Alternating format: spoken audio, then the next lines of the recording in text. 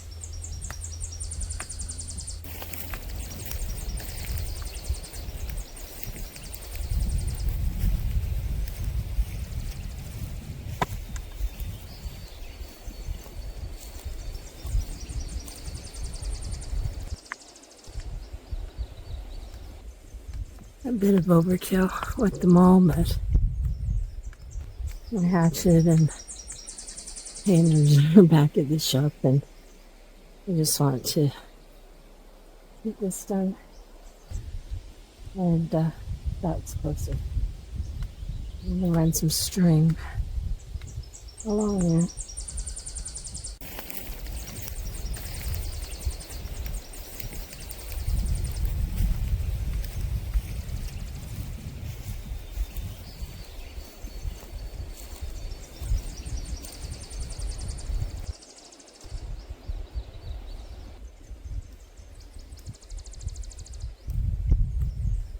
Some of the threats to the garden are the deer and the rabbits.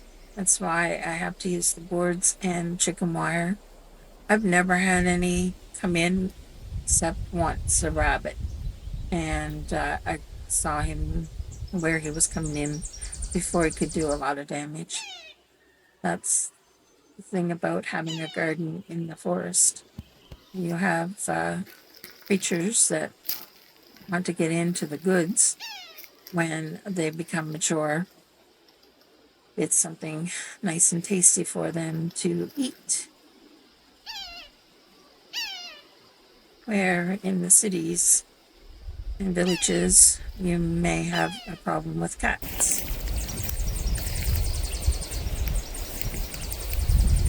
Believe it or not, the other critter you have to look out for is a squirrel.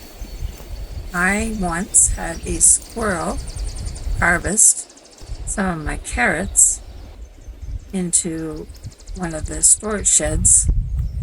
It's strange how that happened, but they pluck them out of the ground just like a human. And learned my lesson not to leave them in too late.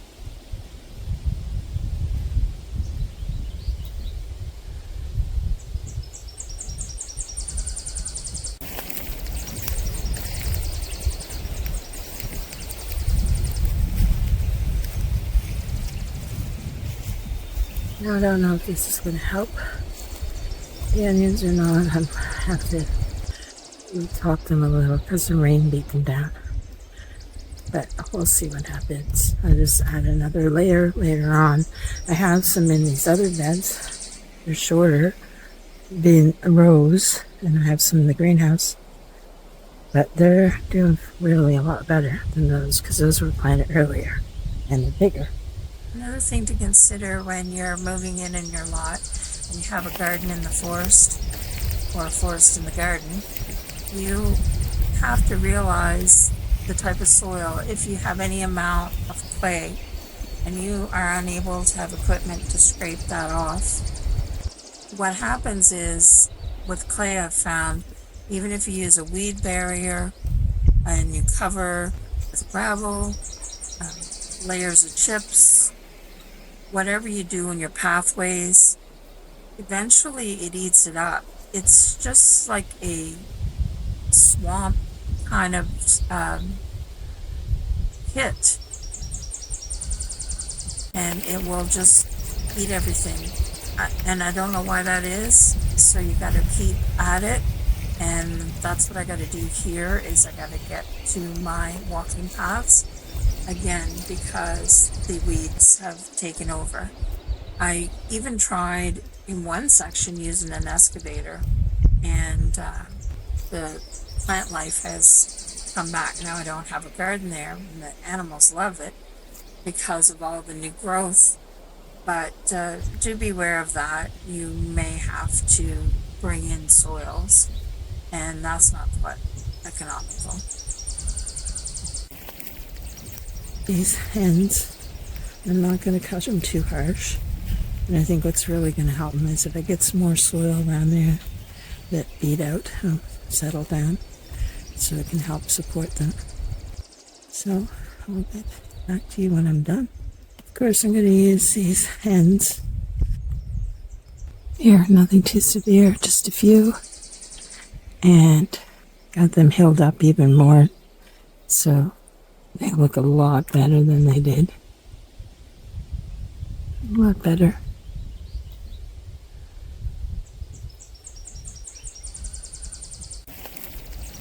These ones were planted later, so they're not in bad shape. Well, there just might be a couple little loose ends I'm going to go through and get up a couple of those weeds, because they don't like the weeds.